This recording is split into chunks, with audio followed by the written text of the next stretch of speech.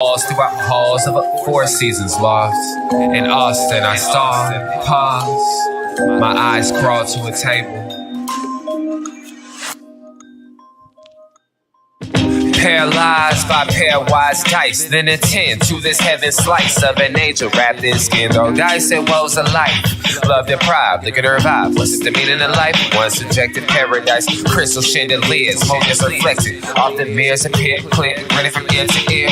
Craving the raiment and grain, rekindle the flame. Closer she draws near, stay there, remove your underwear, shove it somewhere over there. In paradise, we know our purpose. In paradise, we know what our worth is. In paradise, we manifest dreams. In paradise, truth is what you can see. Yes, it is. The truth is what you can see. And we do manifest dreams here on the Unpopular Hour. Of course, I'm your host, Matt Clark. And we're coming to you from my house today. Sorry I missed you guys yesterday. Went and played in the Wayman Tisdale Foundation Golf Tournament. I'll just bring it up here. Great time seeing everybody. It was at the Hard Rock Casino. It's actually Cherokee Hills Golf Club, but at the Hard Rock Casino in Tulsa. Great time. Went up there the night before. Got to see everybody. I mean, got to talk to my boy RW. Got to see Marcus Peel, who I hadn't seen since high school. Got to catch up with him. He's got a great YouTube channel that he has we'll talk about in detail. We're going to have Marcus on. And we're going to talk about that more in detail. Got to see my boy Tony Rayburn. Who else was there? Spud Webb was there. A bunch of people. Ryan Humphrey was there, of course, the assistant coach at the University of Oklahoma, basketball coach. He was there. Great time had by all, except that the fresh cut grass got to me. And, of course, I was with my guy, Mark Long of SRB. He was playing with me along with William Tisdale and his partner, Greg. And we'll have William on, and we'll talk more about that this week. Depending on his availability. And tomorrow we'll have Tommy Tubbs on, son of Billy Tubbs. Going to have some great stories to talk about his dad, who his dad and I started off not liking each other at all, and ended up having great respect and loving the man, and had a great time hanging out with him once we both got to know each other past the basketball court. So anyway, great man. We'll talk to Tommy tomorrow. His daughter, of course, is getting married. Adam, her future husband, Adam Kim, asked her to marry him. I think I even went over that last week. So anyway, I'm excited for her. Hannah's a great young lady, and I'm excited for her and Adam's future together. So that being said, we're going to jump right into NBA news. Well, I was going to say this. The reason why I wasn't on yesterday is the fresh cut grass. It got to me. And man, in fact, I slept all the way home. My head was hurting so bad, I slept all the way home. Did not feel good at all. Slept, got home, passed out again. Was supposed to go pick up Ace. Couldn't find my car key. Apparently, my car key came out of my pocket on the couch at the Cherokee Hills Golf Club. And, of course, William Tisdale is going to, his daughter, I think one of them is going to pick up my key today and is going to FedEx it to me. So I appreciate, William, you doing that for me. So other than that, it was a great trip. Good time seeing everybody. And like I said, I wanted to have a lot of those guys on, but people were leaving left and right. Of course, it was a Monday. You know, you come in, you play the golf tournament. Most people can take a half day off. And we finished at like 12:30, 12:45. So it was only 4 hours because they had pretty much every hole had a grouping on there. So they only ended up, I think, with 18 teams or 19 teams, something like that. But a lot of it had to do with the fact that, remember, the PGA was just in Tulsa. When was that? 2 months ago or something like that. So it's a good time. Had ball. Okay, in NBA news, Jenny Buss, of course, the Lakers owner, she never mentioned Westbrook not one time doing an interview with GQ magazine, even when previewing the season. Now, I thought that was quite interesting that she didn't have anything to say about Westbrook whatsoever. So then she turns around in another interview and talks about how that he was their best player last year, which of course he was because LeBron barely played and AD barely played, which is one of the problems that Russell had was the fact that when he did play with them, he just didn't know what to do, and then he got exposed for the player that he always has been, except when he was in Oklahoma City. He was not on the big stage. Of course, we were not on every day, and you could watch every play that he made, and everybody got caught up in the triple doubles after Kevin Durant left. So, but anyway, best player, yeah, I guess he was. I don't know if he was 18-8-8 or 18-7-7 or something like that, but he had a decent year. But the problem is, he has one of the worst hands I've ever seen. He's horrible in the last 2 minutes, which I've been saying all of this stuff since he got at Oklahoma City. Mark Rogers once compared him to me, which I thought was offensive because he can't score. He couldn't finish at the basket. He is very selfish and he does not play defense. So therefore, I did not like that. But the analogy of him and I being athletically together, as far as the way we played, yes, I could agree with that. But after that, there's nothing similar in our games whatsoever. So, because I was never the one thing about me, no one could ever have called me selfish in the way I played. I was a team player the whole time, and so therefore, it probably hurt my future basketball because I'm still the only player in the history of Oklahoma State never played the same position 2 years in a row. So, but anyway, this is not about me. This is about the NBA and about Russell and the Lakers. I just don't see the move that they made with Patrick Beverly. I just don't see how the Lakers are going to add him. Or where he's going to play. I just don't see it. I don't know where you're going to put the guy. Uh, I just don't see how he's going to mesh with what they have currently as a team. I just don't see it. Um, Darvin Ham said that he will have a position available for Russell to play this year. And I'm going, yeah, there's positions for him to play. But the question is he going to be a team player? Is he going to come around for the role that you're going to have for him? Is he going to buy into it? My guess is no, he's not. But, hopefully he will.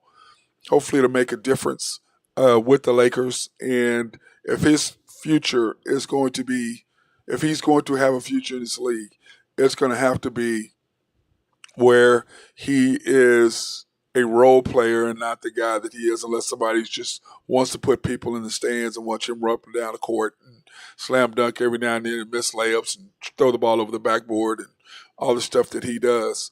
And get triple doubles again because he won't be around players who are not going to let him get rebounds. So because they're about making their money too, and you get paid on your stats. And if you're at a team that's saying, hey, when your agent comes in and go, hey, look, we're negotiating this contract, and they're like, well, yeah, but you didn't do this, you didn't do that. The one thing that Thunder could not say is they could not pay somebody because they're the ones that instructed the players to allow Russell to get those extra rebounds. And if you'll look at anybody, in order for him to do that, it has to be a team ordered, a organization telling those players to allow him to do that because, the Lakers, nobody's doing that. We're playing team basketball. We are the Lakers. We're not the Rockets, not the Thunder, not the Washington. What are they now? Wizards. None of those teams. So that's part of what he's going to have to realize he's going to have to go to one of those teams and he's not going to get $40 million. That's not happening. He's not getting anywhere near that again. Nobody's going to pay him $47 million, and I think that he should have did the same thing Don Wall did, is get bought out, go to a different team that will pay you the difference between what you took or the money that you took in your buyout, and they'll pay you that for 1 year. Now, there would have been tons of teams would have probably paid him more, but Russell being Russell, not listening to his agent, and if your agent gets rid of you after 15 years and giving up 47, his percentage of $47 million, he's done with you. That's what that says. He's done. And it's unfortunate for Russell that it came to that, but he is who he is, and he dug his own grave. So, but anyway, Uh, it's just kind of hard to watch. Uh, whether I like him or not, it's still hard to watch somebody kind of go at the top of their career to where they end up. And then when you look at, it's like LeBron saying that he wants to play with his sons. Well, his youngest son is the beast. Bronny is okay, and I don't know if Bronny's going to be good enough to actually get drafted and be in the league. But his younger son, 6'6", is just, I mean, he's a beast. He's an absolute beast. But of course, the youngest are always the best athletes. Sorry, my big bros, but we just are. The young ones are always the best. The babies are usually always the best ones, or if they're the only child, that works. But if you're a group of kids, the youngest is always going to be the best athletes because he gets the crap beat out of him by his older brothers, which I had 3 older brothers and they beat the crap out of me on a regular basis. So therefore, I am one to really be able to say that, and they did. So you know what? I get all these silent calls. I don't know if y'all get these people calling you. It's just like, when you had your regular house phone, at least you could go to, you could send them to whatever, you could stop people from calling. Now these people want your information, want you to sign up for all this stuff, and then they sell your phone number. They sell your email. I mean, it's just sad that people do that, It just drives me nuts. I really, truly, truly, truly hate that it happens. But now in Thunder news, let me get that. Chet underwent successful surgery on his Liz Frank injury. Of course, Thunder management or medical personnel was present at the surgery, and by all accounts, everything went well. Now all he has to do is rehab, which I've talked about. I think that that's probably the best thing in the world that's happened to him is that he is going to get that year to where he can build up his body a little bit, get a little bit stronger, because working out in the league and working out and getting bigger here compared to what you're getting in college are not the same thing. So I think that this is going to actually help Chet quite a bit. Now, as far as the Thunder are concerned, I don't know how that's going to help them. Drew and I had talked about that. Drew Henthorne, my guy of HuskerDrewPicks.com. We had talked about that a little bit and how we thought that it would help the Thunder because of the simple fact that Jay Will, which is Jay Williams, who played for Arkansas, is going to help him because he's the only true center I think that the Thunder have. Speaking of Drew, how you doing, man? What's going on? Doing all right, man. How are you? Man, I'm feeling a little better, man. Yesterday, that fresh cut grass, man, they were mowing it right when we got there, too, man. Oh, my God, Drew. By the end of it, I was done, man. I was done. Literally. Yeah, we probably felt about as good as I did after my Saturday performance. Yeah, probably. Saturday was kind of rough for you in college football, wasn't it? Hey, yeah, it was. I tell you what, that's why they call it week 0. Shit doesn't count. Yep, it does, and that's why we're gonna talk about that here in a little bit. But I was talking. It all counts, though. The record still ended up pretty good for the week. I think I finished 25-8 over the week, so that's not too bad. That's because you lost everything on Saturday. I did. I went 2-5 on Saturday. Yeah. I was talking earlier about the Lakers and how Jenny Bush did not mention Russell one time during a GQ interview. That man turns around and does another interview and says that he was the best player they had last year. Well, yeah, because LeBron hardly didn't play and AD didn't play. And if you're not better than Austin Rivers and the group that you had, I don't know what that really says, does it? No, I have no idea. Yeah, it's just they were all bad. Nobody was good. I don't know why I should even say anybody was any good. Well, but he was their best player. He averaged 18-8 or 18-7-7 or 18-8-8 or whatever it was. He played almost every game, and so considering who played, he was the best player. Yeah, are you comparing apples to apples or apples to oranges? Apples to oranges. I think that's what she's exactly. But she also had to make up for the report getting out that she did not mention him one time in an interview. Not once. Because she's not planning on him being there. But to me, Russell should have taken the John Wall thing. Hey, take a buyout, go to another team, and then that team will make up whatever money that the 10 million or 15 or whatever, they'll pay you that. Mm-hmm. And you'll make up for it. And I just don't understand. I don't understand him other than his ego just would not let him do it, and it just makes him look even worse. Well, I kind of he his life dream played for the Lakers, and he finally gets to go play for the Lakers, and it's just a dumpster fire, right? So I'm sure that he's got a lot of animosity and getting blamed for everything. And I mean, I'm just as guilty as the next guy. I mean, he played like crap last year. I mean, I what agree. did he shoot? 25% from For the field, three, from three. yeah. I mean, he threw up more. He could have built a house out here in Yukon with all the bricks he threw up Yeah. last year. So he's got to be accountable for that. But I get it. I mean, I'm sure he's disappointed just like anybody else. But I'm with you. I would have taken the way out, and he could have gone and played for somebody else, and everybody. I don't know that he'd have been just getting destroyed like he is right now. But Well, he's a lightning rod for for controversy. So I think he brings it on himself, a lot of it. I So guess I don't know. he is relevant now because of that. But Drew, this is my Sure. thing. He is the player he's always been. He was the exact same player. The difference in LA is the team didn't tell everybody else, hey, let this guy get triple doubles. Lakers, LeBron, nobody's giving up rebounds there. Hey, we're playing as a Right. team. Your job is we're paying you $20 million. You better go rebound. You Yep. playing this much. You better go do what you get paid to go do. Unlike I, Oklahoma City, Houston, and Washington, where they just wanted, they had to keep people in the stands. So triple double and throwing that out there was the way to do it. So yep. that's kind of how I looked at Well, it. how'd you play in your tournament? Dude, we finished 8 under. I made 4 of the 8 birdie putts. Wow. But by the time we were at 14, we started on 18, and I was just down, man. It was bad. It was bad. Oh, that sucks. Yeah. Then my back was hurting a little bit, but before that, played really well, hit the ball real good. My first 5 shots were all left. All left. I'm like, God Really? dang, all left. Hooking the ball, huh? All first 5 all left. We are on 18. There's water in front. If you hit it to the left, you're kind of bad. You got hit in the middle or just to the right, so you can go because the green is right there. First shot way left. Still had a look at the green.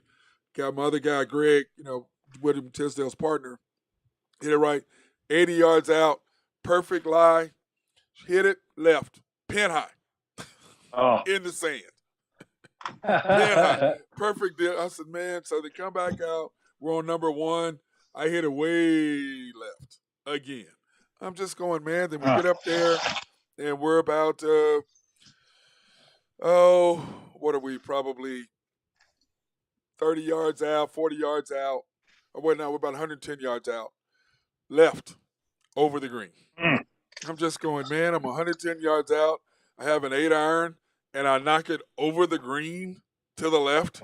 I'm like, so I was making good contact. Making good contact. But it just was just left. Just drove me crazy. But you know what it is, Drew? It's called golf. That's what it is. It was that easy. Everybody do it for a living. Yep. And but I ended up getting it straightened out, and so hit the ball really well. But William and Mark Long did play good. But Greg, the guy William Tisdale's partner, son was finished 24th in the world. He's just turned 14, so he was 13. And I said, well, how close was the top 10? He goes, it was 2 strokes between 24th and 9th. Wow. I said, oh, well, that's pretty good. That's pretty good. Yeah. So he's one of the top young junior golfers. And hopefully we'll have Greg and stuff on so that we can talk about his son. Now, Drew. Of course, he's in good shape. Oh, yeah, of course, it was magnificent. It's long, Drew. It's long. Wasn't a goat farm? It's long, yeah. It's the greens were fast. Things were. I mean, it's a beautiful course, but Drew, it's God dang man, it's brutal. Thanks for a long day. Yeah, it's brutal. Then they had, of course, the longest drive. I think the guy hit it 305, 310 was the longest drive. The closest to the hole was 2 feet. We just walked up and they're like, yeah, he got this. I don't even know why they have this out here. I mean, you'd almost have to get a hole in one to beat the kid. But he was a former OU golfer.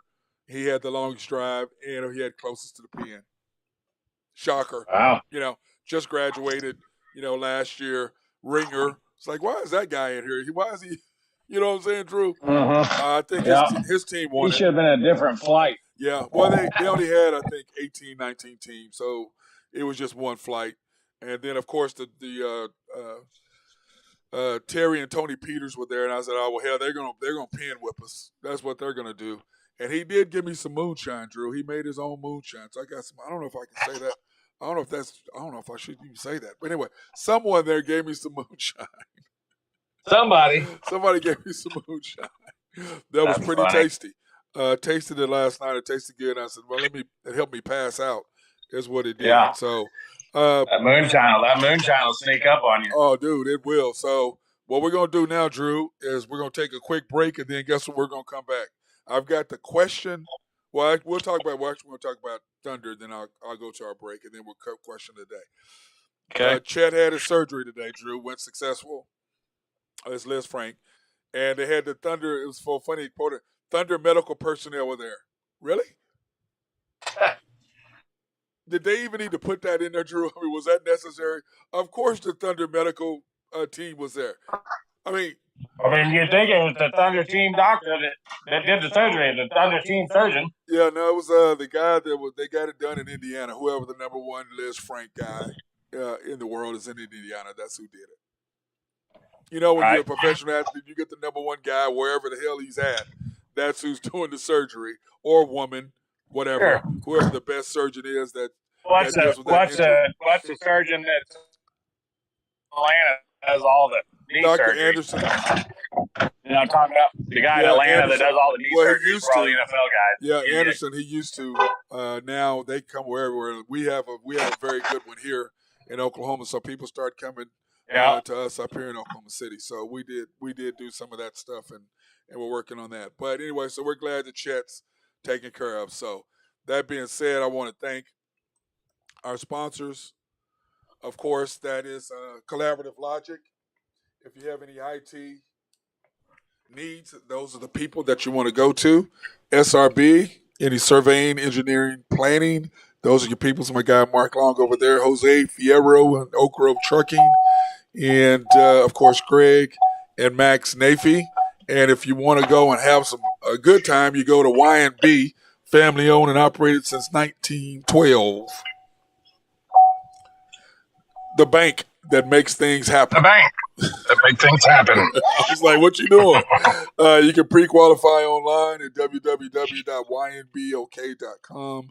That's www.ynbok.com. And if you need a car, a boat, or RV or anything like that, house, commercial, those are the people that you need to talk to. And then, of course, we normally would be at George's Hungry Hog today doing them, but of course I do not have a vehicle yet, so that did not happen. And Y&B does all of our sponsoring for all of our minority women-owned businesses. So sorry, we missed that because I'm pissed off that I didn't get any Georges today, Drew. I'm not happy about that. Okay, Drew, you ready? Yeah, it's never any good. Nope. Hey, here's our question of the day. Who do you sit? Jordan, Kobe, LeBron, Steph, KD, or Shaq? Who do you sit? Probably Steph. That's what I said. That's exactly what I said. Because LeBron could run the point. Jordan could be the 2. Kobe could be the 3. You could put Durant at the 4, and then Shaq at the 5. That's exactly what I said. I mean, Steph would be the guy that you'd sit. There's no question. Yeah. To me, I mean, he's got to be the guy. Well, Steph can't guard anybody. Yeah. And then when you look at that team, you got 3. Well, even KD is you got all of them can defend really except Steph. You know what I'm saying? KD can defend because he showed that at Golden State. We already know Jordan, Kobe, and LeBron can defend. and then of course Yep. Shaq in the middle. I mean, how much do you have to defend? He can defend the pick and roll because he's so huge, and he's really quick and nimble. Yep. And KD can do what he can do, but your two, especially the three out front, man, that's a nasty three out front. To be honest with you, Drew. Mm-hmm. I mean, you know, they're all long, they're all athletic, they all can do what they do. I mean, god dang. The only person I would put there is I'd put Kareem instead of Shaq as my center. That's just me. I just would put Kareem there because I remember him as a young most likely. center. I mean, he probably had. Or Olajuwon. I'd put Olajuwon there as my center. But those top three, those first three, Jordan, Kobe, and LeBron, man, that's just ugly. That is just absolutely ugly. If somebody wanted to try to do something with that, that is absolutely ugly. Are you back, Drew, or did we lose you? I agree. Okay. I'm back. I don't know. Got now. I mean, here and there. Yep. Okay, now let's, since we're going to talk about it, let's do our Drew Henthorn Husker Drew picks for the day. Out of this little cell. Let's see if I can get out of cell hell here. Okay, we're starting out with your Giants. You got them on the money line plus 107. They need to win tonight. They got the Padres out there. Padres have really fallen off. I don't know what it is, but the two teams that were involved in that Josh Hader trade, both those teams have fallen off the face.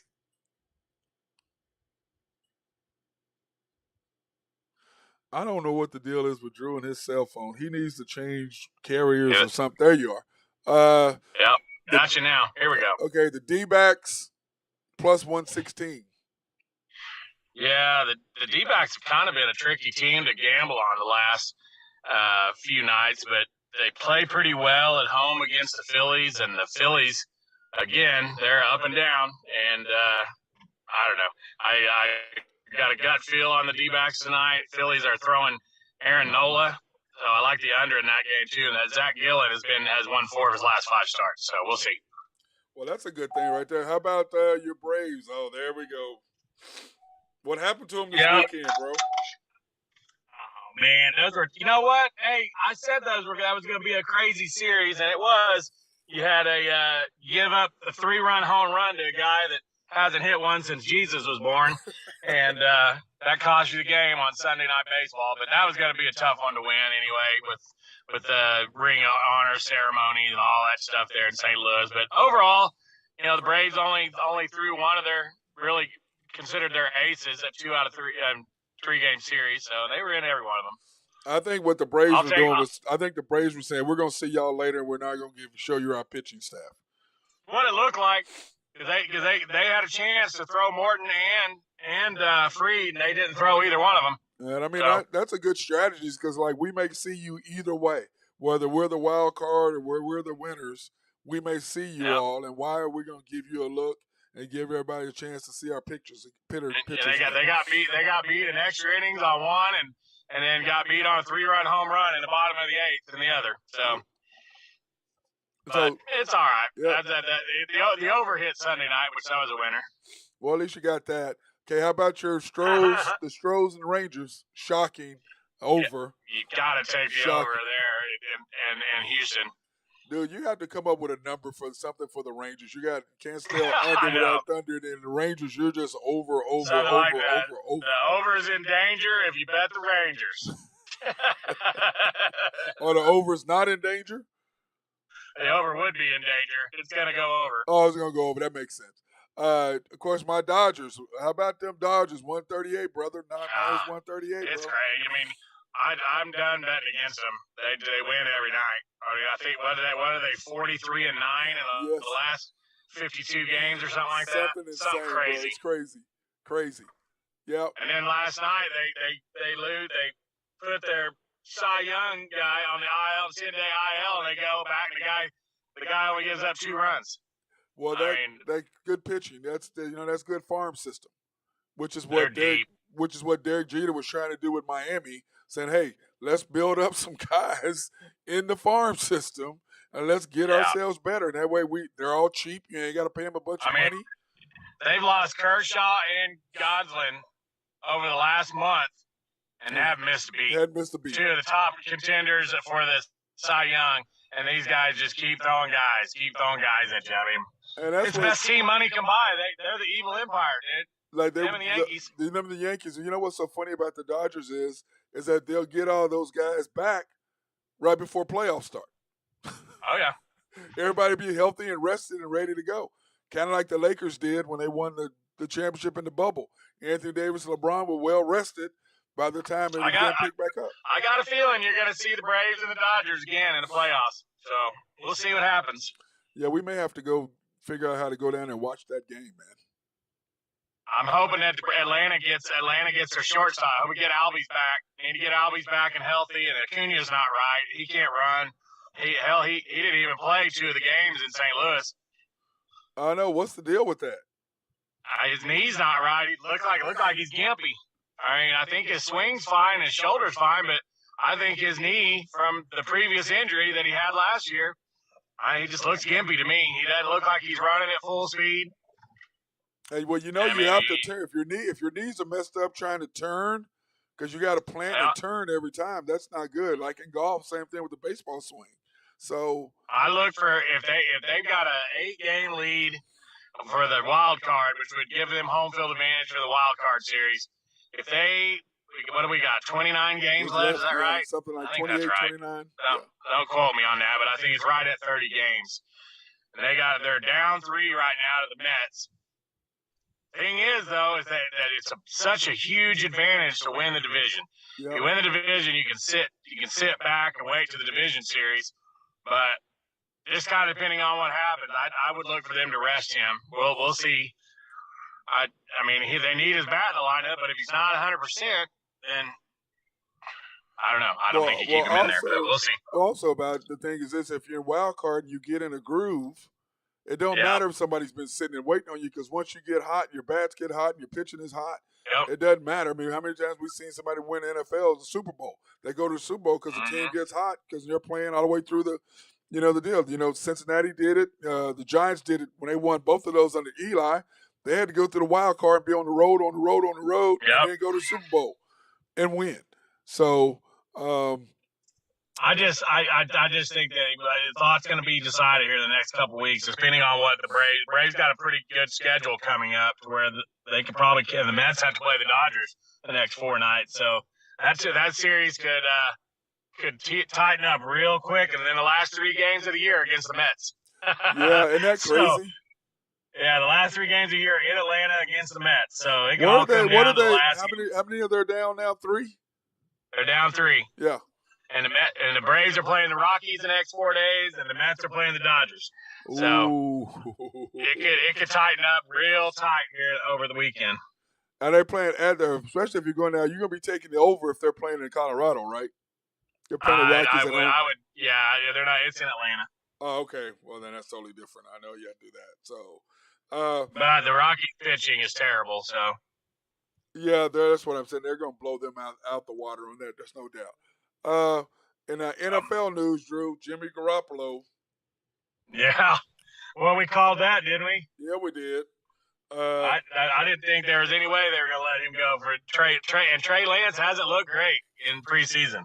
Well, he looked all right, but I don't think I think that they thought that they needed to re-sign Garoppolo because Trey Lance is not winning now. But you know what? They signed a 1-year guarantee. He can get 16 if Trey Lance doesn't do what he needs to do. He can get to $16 million. No trade clause and no franchise tag. But of course, that was the deal for reducing their salary cap number from 26 to 8.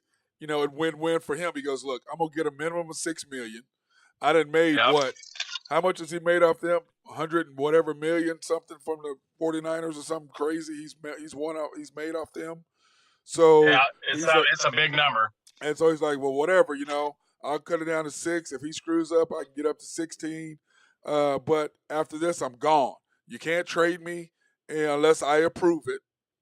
And no franchise tag, so you can't come back if he doesn't work and go, okay, you don't want to pay me, but you can just franchise tag me. So it works out for him. I think he'll be the starter week 2 or 3. I don't think they're going to wait. Well, they got a tough schedule. Their schedule's tough, though, isn't it? Yeah. I mean, because we kind of went over have they already come out? They already come out and said that that he's not the starter? Yeah, he's not the starter. He is not the starter. What's his name is the starter? Trey Lance is going to be the starter.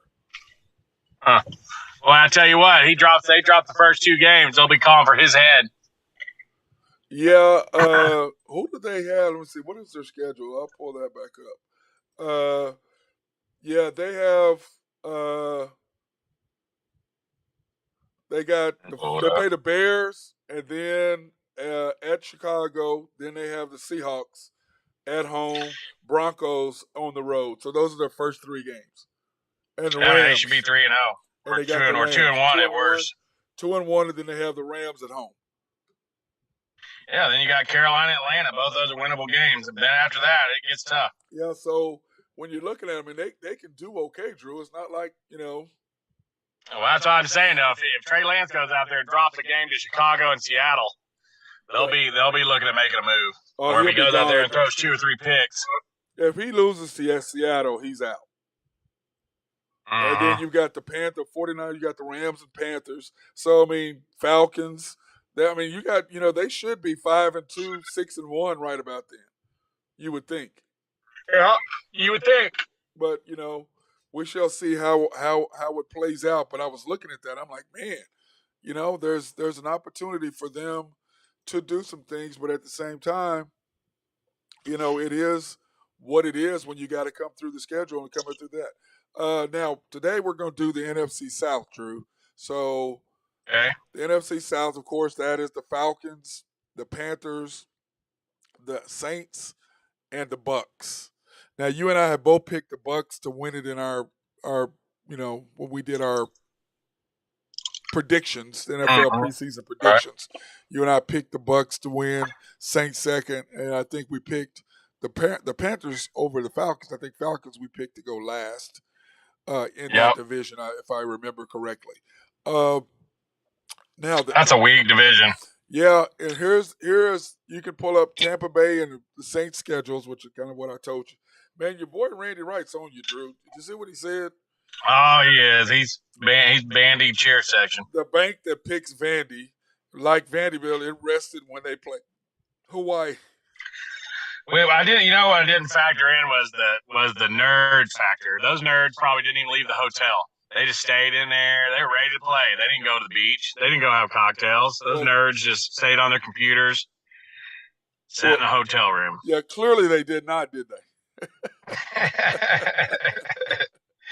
Hey, it happens to the best of them. Yeah, it does. That was funny. I just started laughing. Hawaii is now 12-2 in home openers against the spread, against Division I opponents. Well, because it was a good pick at first when you look at it. They were 12-1. Yeah. So sounded good. Okay, let's do the Tampa Bay Buccaneers schedule, Drew. First game, Dallas away. I'll give them an L. Cowboys are gonna win that game. Oh my God, there you go. The Saints away. Brady's got all kinds of issues going on, missing camp. Brady's got woman problems. He's got wifey problems. There's no doubt. Saints away. That's a win. Packers home. Boy.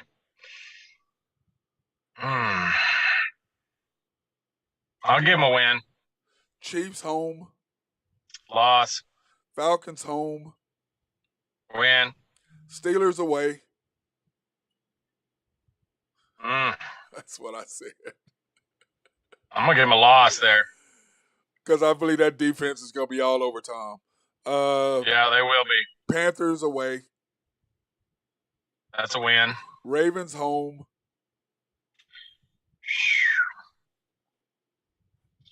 I'm going to give him a loss. Rams home.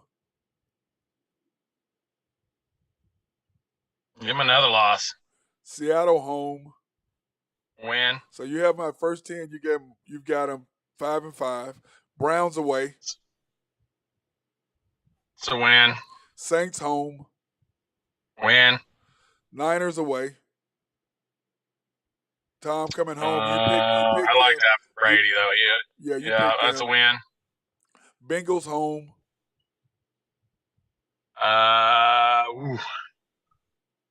I'm gonna give them a loss there. See, I think they'll beat them because Brady will beat the rookie. Right. Okay, He's not a rookie anymore. Yeah, he's still a rookie when it comes to Tom Brady. They all in awe of him. Cardinals away. That's a loss. Panthers home. Win. Falcons home. Win. You have them 10-7. I have them 11-6. Yep. I figure they're gonna have some mishaps, man. Because I agree with you. I think they're gonna have some issues. I'm predicting Mother Nature's gonna catch up with Tom Brady this year. Something's got to get him, and plus he's just distracted. The Saints schedule Falcons away. That's a big rivalry game. I'm gonna give them a win though. Buccaneers home. Loss. You gave them a win. You said they were going to beat them. No, you did. You said they were going to. You said the Saints were going to beat Tampa Bay. You said Tampa Bay was going to beat them at Saints. Okay, 1-1. 2-0, I'm sorry. No, they're 1-1. Panthers away. That's a win. Vikings home. The That's a loss. Vikings are going to be scary good, I think. Seahawks. Well, you must be watching Colin Coward. Go ahead. I just looked at that. I don't watch him. I don't pay attention to what he said. Seahawks home. That's a win. A win. Yep. Okay, win. W. So that's 3-2. Bengals home. That's a loss. Cardinals away. That's a loss. Raiders home.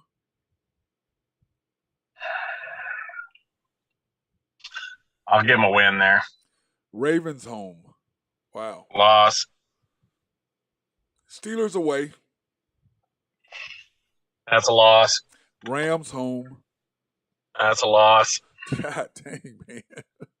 Niners away. That's a loss. Buccaneers away. That's a loss. Falcons home. That's a win. Cleveland away. They'll be ready to go by then. That's a loss. Eagles away. That's a loss. And Panthers home. I'll give them a win there.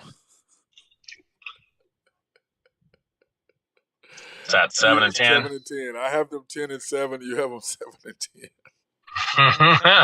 I'm not a big fan of theirs, as you can tell. Yeah, I can tell because I'm just going, man. You ain't giving them no love anywhere in there, bro. I mean, god dang. I mean, bad year in New Orleans. Yeah, so you like the city, you just don't like them. Is that what you're saying? Mm-hmm. Okay. Okay, we're gonna take. I just not a big believer in Jameis. I can see that. He was 5-2 before he got hurt last year, and that defense he throws a lot of interceptions. He played good last year until he got hurt, Drew. He wasn't throwing a lot of interceptions. He was playing good, and that defense they got is ridiculous. So I think the running game, the passing game. I gave him a little bit more love than what you gave him. So okay, now here we go with the. I don't have him making the playoffs. I mean, I don't have him in the playoffs either. This was our where is it at? Our predictions, okay, were this. At the beginning when we first did it. It was the AFC North. We had the Bengals, Bills, Titans, and Chiefs winning. And then we had the Chargers, Broncos, and Raiders. And you had we had the Chargers, Broncos, and Ravens is who you had. And then the NFC, we had Green Bay, the Cowboys, Tampa Bay, the Rams, and then we had 49ers, Vikings, Eagles. That's who we had. Do you want to change any of that? I don't think so. No, I like it. I mean, the only difference is that I'm with you, though. The Ravens, I just don't know if they can stay healthy. I mean, they got killed on all their deals, but the Ravens and the Raiders, I agree. One of those three teams The Chargers, I'm Broncos. starting to fall out. I'm starting to fall out of favor with the Broncos a little bit. Well, I tell you what, their defense is struggling. Yeah, but I mean, it may Russell Wilson might be a great pickup for a fantasy football quarterback because I think he may have to throw for 400 yards a game. Everything I've seen or listened to, Bronco fans are nervous right now the way that defense looks. Yeah, I thought their defense was supposed to be top tier, and it doesn't look like it at all, does it? Well, but remember, you went from a defensive coach to an offensive coordinator. So, I mean, you got a guy who's strictly about defense, and now you got a guy who's strictly about offense. So, Mike McDaniel will see what he's going to. Well, not McDaniel. Who is the former offensive coordinator for Green Bay? Josh McDaniel. No, Josh is at the Raiders. Josh. I yeah. I thought Josh is at the Raiders. He used to be the OC for the Packers. I can't think of his name off the top of my head, but that's who it is. Okay, now Drew, OU OSU football. Here we go. Okay. Oklahoma State. We'll start out with our boys. Okay, Central Michigan. Okay. Win or loss? That's a W. Arizona State at home. That's a W. Arkansas Pine Bluff. That's a W. Baylor away. That's a loss. Tech home. Texas Tech home. That's a win. But although that's a scary game coming out from Baylor. TCU away.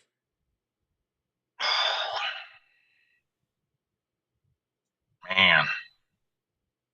I'm going to give them a win. They usually play pretty good there. Yep. Okay, then you got Texas at home. Man, that's going to be a big game, too. We play them better in Austin than we do in Stillwater. I don't know what that is, man. But I'm gonna give them a loss against Texas. Kansas State at home. That's on the road. K-State's on the road. Yep, road, sorry. I'm going to give them a win. Adrian Martinez sucked. Kansas. That's a win. Iowa State at home. That's a win. Oklahoma away. That's a loss. West Virginia home. That's a win. I got 9-3. That's exactly what I had.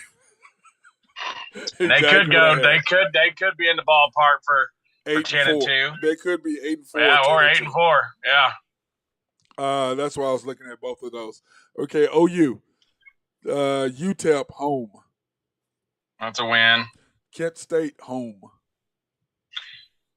Well, I tell you what, that's probably a win, but Kansas State gives OU fits every year. Kent. Oh, Kent State. Kent. Yeah, that's a win. Nebraska away. It's going to be a win, dude. I can't pick Nebraska after the way they played last weekend. Dude, they played great until that kickoff, dude. I know it. They played good. It's still got to. I tell you what, and just to kind of segue a little bit, they played about as bad as they could play in the second half, and they just kicking a punt. I mean, doing the fake kickoff and all that just got cute. But I can tell you this, that game may be for Frost's job, and it's an 11 a.m. start in Lincoln. That's going to be the quarterback from OU's first true road game. In the Big 12. I mean, on the road, early start in Lincoln. It's a dangerous game against a team that at that point probably has nothing to lose except for they're going to be playing for Frost's job. That's exactly how I look at it. That being said, I'll take the Sooners. Kansas State. See, there's your dangerous game is coming off that. That should be a win, but K-State always plays OU tough. Always. So you give them a win, so they'll be 4-0. TCU away. Yeah. I'm going to give them an L there. Cotton Bowl. They always beat Texas. I'll give them a W. Kansas. W. Iowa State away. That's a tough game. Yep. I'm gonna give him an L there. Baylor home. They'll win that. West Virginia home. They'll win that. And Oklahoma State home. So you already gave them a win there. They'll win that. And they'll then win Texas there. Tech. Yep. And then, that's a tough one to end the year. Wow. What is that night game? Doesn't say. I'm gonna give them an L. Okay, so and they don't normally play very well in Lubbock for whatever reason. So you have them 9-3 as well. Yep. Or excuse me, 9-3. 8-3. 8-3. 8-3. Yeah, they play 11 games. Let me see. 1, 2, 3, 4, 5. I got 6, them losing 7, to 8, TCU, 9, 10, 11, Iowa 12. State, Yeah, Texas 9-3. Tech. 9-3. And they'll probably go 10-2. They probably won't lose one of those games. But yeah, I've got them. We'll see. 10-2. I've got them 10-2. It says 11-2 in there, but it should be 10-2. I've got them 10-2 and Oklahoma State 9-3. That's what I have those two. But those road games they got are sneaky tough. At TCU, coming off Kansas State and Nebraska, that's 3 big games in a row. At Iowa State, probably is a night game out there in Ames, and that's you don't want to play out there ever. That's on Halloween night. You see that? Yep. What I did is I had them losing. Halloween night in Ames. Funny stuff happens. Yep. And then if you got the last game of the year at Tech, that's probably for a berth in the Big 12 championship game. I would think. Well, I had them losing to Texas, and I had them losing to Iowa State, and I possibly the other possible loss I had them was Kansas State, because coming off that Nebraska game, I figured that one of those 2 games they're going to get an L. I haven't given up complete hope on Nebraska, but I tell you what, that it makes it a lot tougher on them to do what they need to do. I was pretty impressed with them for the most part until about 7 minutes left in the third quarter. Well, that's what I'm saying, Drew. I looked at it, I thought, man, when they kicked that was the end. But I thought they played really, really well. But, dude, you guys got a lot of white guys on defense, man. I'm like, man, those guys they're slow. Those linebackers are slow. Wow. I mean, I was like, man, y'all need to rethink that. It's not 1986. I mean, come on. I was like, man, I saw that. I'm like, man, y'all are getting toasted by Northwestern's running backs and tight ends coming across the middle. And not to throw an excuse out there, but I tell you what, that Northwestern offensive line might be the most physical offensive line they see all year. Those guys are big, and all 5th and 6th year seniors. I mean, they're physical. And that one kid on the end, they're saying he's top 10 pick in the NFL draft. Yep. And they were saying the defensive end for Nebraska, who basically dominated last year and was one of the leaders in the Big Ten in sacks, he didn't even sniff the quarterback. And they were saying that that's probably the best offensive lineman he'll see all year. I tell you what. So we'll see. And their quarterback is not bad. Well, we talked about it, dude. I didn't like it. I took him with my heart, but I didn't like traveling to Ireland to play a division rival on first game of the year with new offensive coordinator, new quarterback. I mean, I didn't like it. Well, Drew, that's what happens. To be honest, though. I mean, you're not opening up. We're not opening up with Central Michigan or UTEP or the Mormon Tabernacle Choir for the Blind. And we're opening up against a team that's been in the Big Ten championship game 2 out of the last 4 years. Drew, though, on the flip side of that, they should have won the game. You're 11 point favorite. Dude, you should have won the game. To me, I didn't even. What did he say about the onside kick? What was that? He owned it. He just owned it. I mean, he said, looking back, if I had to do it over again, I wouldn't do it again. He's like, we're trying to be aggressive and basically trying to put the death knell in him. And I'm like, dude, you were looking for a team that needed some sort of boost, some sort of momentum, and you just got it. You had a 48-yard run for a touchdown. You go up 2 scores with 7 minutes left in the third quarter, and you decide to step on your own feet and trip and fall out of bounds and kick a freaking onside kick. I don't understand that. I didn't understand that. I'm like, what? I mean, you kick the ball deep. You make them drive the field. Even if they do drive the field, let's say they burn up 5-6 minutes. Well, then you go into the fourth quarter up a score, and you got the ball. And with momentum still. With momentum. At that point, Casey Thompson still winning. And Casey Thompson was playing really well up until that point. And those 2 picks weren't his fault. He hit the guy right in the hands. And when the Volchek kid went out with the foot injury, and they bring in a walk-in tight end, gets hit the ball right in the hands 2 times in a row, leads to 2 interceptions. Yeah, I mean, that's something that nobody's talking about is when Volchek goes out of the game, your 6'8" tight end that's dominating the game right then. He goes out. They bring in a walk-in tight end who drops 2 balls, which lead to 2 interceptions. Yeah, he did. I mean, so like, I don't know. Because everybody, like, oh, Casey Thompson had 2 INTs. I go, yeah, not really. Not hit him really. right in the hands. But Drew, I mean, I know they go on your record, but not really. Yeah. I would consider those a drop. Yeah. More than that, that's a drop, not an INT. I agree. I thought Casey. But I agree with you. I thought he played great. I mean, he looked fine. I mean, he threw for damn near 400 yards. And, I mean, I don't know. It's Nebraska football, dude. I mean, that's what they are. 7 straight. Who their record says they are. 7 straight games that you've lost by 1 score. 7 by 5 points games. or less. Scott Frost is 3-21 in 1-score games. That's crazy. Drew, so that's 30 crazy. of his out of 30 of his losses, Matt, 24 of them are by 7 points or less. That's crazy stat. That's crazy stat. That's a crazy I mean, stat. You would think just the law of averages would come in and say he's going to win a couple. But Drew, isn't that coaching? No, it is. 100%. He's getting out coached. You got to throw coaching in there somewhere.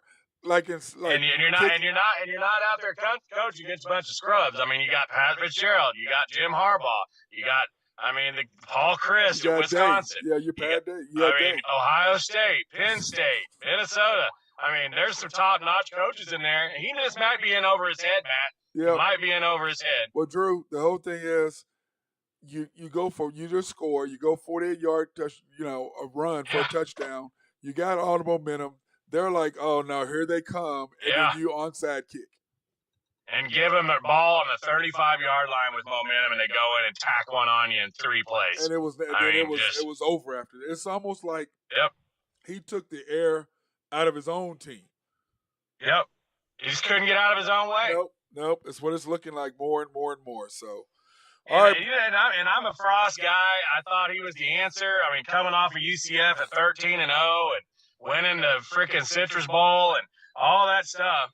And I tell you, man, he has just floundered. It's like his ego just won't let him get out of his own way.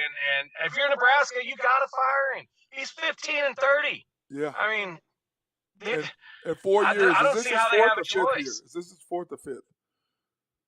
This is 5th year. They're saying basically, and this is the thing that I'm hearing coming out of the city is his buyout right now is $15 million. On October 1st, it goes to $7.5 million. So let's say they lose to OU, and they're 2-2 going into that game against Indiana at home. If they lose to Indiana at home on homecoming, he's gone. I think they'll fire him that night. I agree. And I think that's why they brought in Whipple, because Whipple's he can right the ship and coach the rest of the year.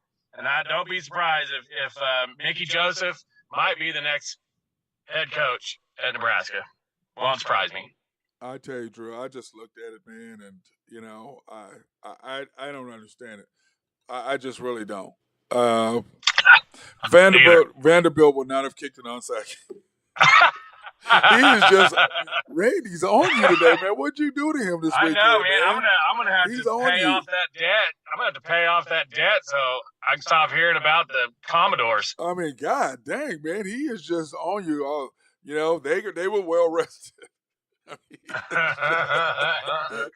of nerds. Man. God dang, he's on you. Well, all right, brother. Well, hey, let's look forward to seeing you tomorrow on Women Only Wednesday. So we'll be up and about. And then, do you want to do the? And I'm just trying to decide. I don't know. Do we even want to do the Falcons schedule, or do we just want to move on to the? I'll just call. I'm going to call them 3-13. Yeah, 3-14. The Falcons 3-14, and just Falcons and the Panthers. Well, Baker's the quarterback, so he's looked really good. We'll get it like this, Matt. The Falcons are now on the clock. Yes. Oh my God. Hey, well, the Falcons and the Jets are going to have a coin toss to see who gets the first pick. Hey, but I tell you this, Drew. But Baker hadn't looked too bad, man. Oh no, he'll be fine. He'll be all right. And don't be surprised if they beat the Browns. That's just something he does. He's a gamer. Yep, they'll win. He's a gamer. Games. Yep, they'll win some games, even though I don't really like him. But a football player. I bet he'll get hurt. be wobbled and throw some bad picks, and they'll miss the playoffs, and they'll finish third in the division. And then they'll be on the clock. Falcons, Seahawks, Panthers on the clock. So the clock. Yep.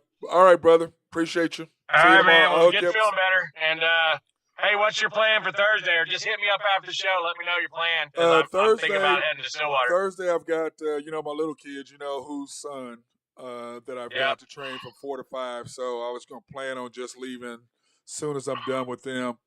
Hit and just head on up there because the games are what 6:30, 7. The game's 6:30, 7. Yeah. What time? 6:30. Yeah. So I was planning on just as soon as I'm done with them, just hit the road and go straight on up there. That was kind of my plan. All right. So, okay. But anyway, we'll talk about it after the show. I think. All right, brother. Sounds good. All right, this is my boy Drew Henthorne of HuskerDrewPicks.com doing his thing, giving his analysis as he always does. Once again, here are his picks: the Giants plus 107, the D-backs plus 116. Of course, he's taking his Braves minus 160. The Astros and the Rangers. You can't. What is it?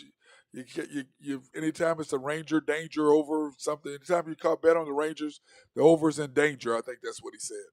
You bet on the Rangers, the over's in danger. Astros plus it's over 7.5. Dodgers minus 138. So that being said, I want to thank everybody for watching this edition of the Unpopular.